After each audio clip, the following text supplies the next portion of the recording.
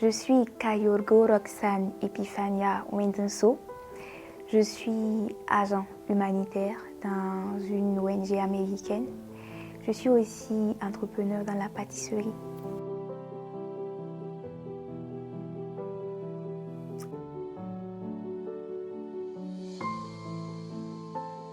Diana était une jeune fille très jolie, pleine de vie, joviale.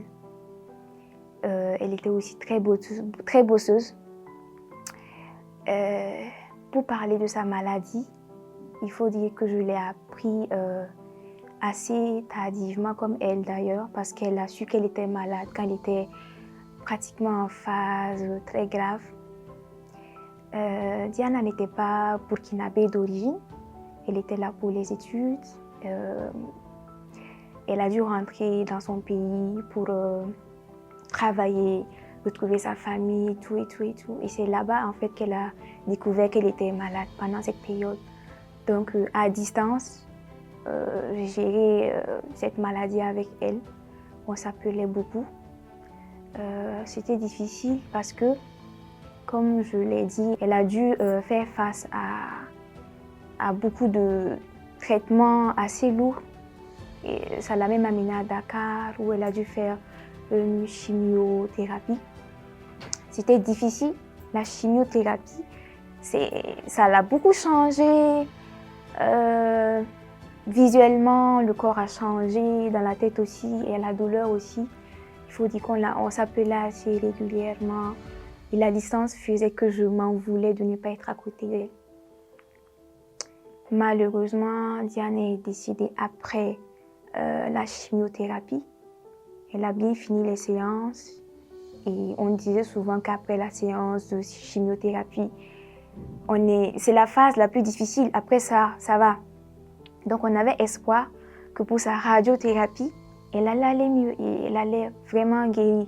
Malheureusement, elle n'a pas pu commencer la radiothérapie, elle est décédée. Je sentais ça venir, je ne lui disais pas, bien sûr, mais en la regardant, en regardant son physique qui a beaucoup changé, j'ai su qu'elle souffrait énormément. Je n'étais pas à côté d'elle, c'est vrai, mais rien qu'à la voir déjà par les appels vidéo, j'avais un peu peur quand même pour la suite. Et avec ce qu'elle me disait aussi, tout le temps, Roxane, j'ai mal, ça va pas, j'ai mal. Je n'avais pas trop espoir. Je priais beaucoup pour elle, parce que Diane était une femme de prière. Elle croyait beaucoup en Dieu. Et tout ce que je lui disais comme conseil pour les prières, je lui donnais certaines prières, je demandais des messes. Voilà, et puis je communiquais beaucoup avec ses parents aussi. Donc elle se sentait vraiment encouragée. Et je n'ai pas aussi hésité à partager cette situation-là autour de moi. Je me suis aussi investie dans beaucoup d'activités en lien avec la lutte contre le cancer du sein pour en savoir un peu plus et voir comment je pouvais l'aider. La vie de Diane a été une leçon de vie pour moi. Mes habitudes ont beaucoup changé avec sa maladie. Je faisais un peu plus attention à moi, à ce que je mange, à ce que je porte, à où je vais, à ce que je dis. On va dire que dans la vie de façon générale, j'ai compris avec sa maladie que la vie ne tient qu'à un fil. Et qu'il faut être bien, il faut être gentil, serviable, il faut bien vivre en fait, parce qu'on ne connaît pas demain et ça peut arriver à n'importe qui, parce qu'elle était assez jeune et j'ai beaucoup changé ma manière de vivre aussi. Je suis devenue un peu plus calme, plus posée, au moindre souci de santé. J'essaie d'aller beaucoup en profondeur. Pas forcément que je dramatise les choses, mais j'essaie quand même de pousser. Je n'hésite pas à faire beaucoup d'examens, à aller voir les médecins. Et puis, voilà, parler aussi autour de moi de ça pour éviter que d'autres personnes ne soient malades. Le cas de Diana a fait qu'il y a certains gestes que j'adopte assez régulièrement pour ne pas dire que j'en abuse, parce que je passe tout mon temps à justement vérifier, checker à mon niveau même déjà s'il n'y a pas un souci. Et aussi avec ma mère, les cousines, En fait, chaque fois, je suis toujours en train de leur dire, est-ce que tu es allé à l'hôpital? Est-ce que tu as fait le dépistage? Est-ce que tu te regardes bien? Il n'y a pas quelque chose de bizarre? Je suis tout le temps en train de parler de ça.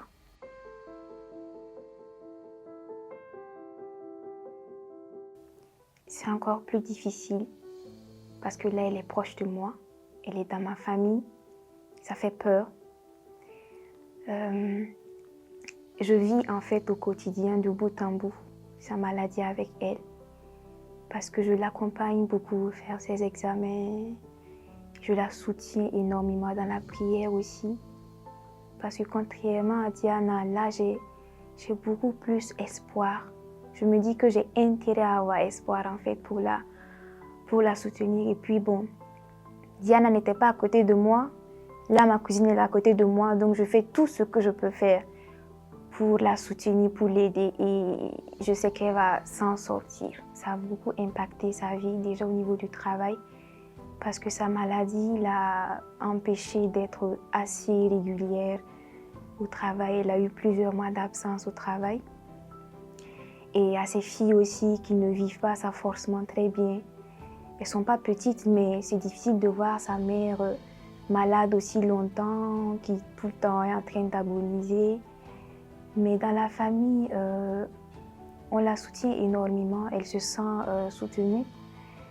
Mais en fait, je ne dirais pas une charge, mais c'est une angoisse permanente. On est tout le temps, dans la famille, on a tout le temps peur en fait, pour elle.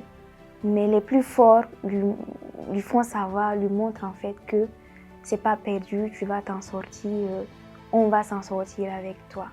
Vous savez, octobre rose, la couleur de octobre, c'est le rose. En fait, ça n'a pas été choisi aussi au hasard. La couleur nous unit. Je veux dire par là qu'il faut qu'on soit unis, solidaires, pour vaincre ensemble cette maladie. En fait, cette maladie, en plus clair, cette maladie nous parle tous. Donc, plus on est unis, plus vraiment on va arriver à lutter contre cette maladie-là qui est devenue beaucoup trop populaire, quoi. Franchement, c'est comme le palu maintenant, c'est tellement répandu que forcé, il faut qu'on se lève, il faut qu'on se soutienne, il ne faut pas qu'on reste indifférent face à cette maladie. Il faut qu'on se tienne les coudes en fait pour dire à cette maladie-là, c'est bon quoi. Et même si tu es là, plus jamais tu vas nous faire pleurer, c'est trop de morts, c'est trop. On va ensemble lutter contre cette maladie. C'est le message que je peux lancer tout de suite et maintenant.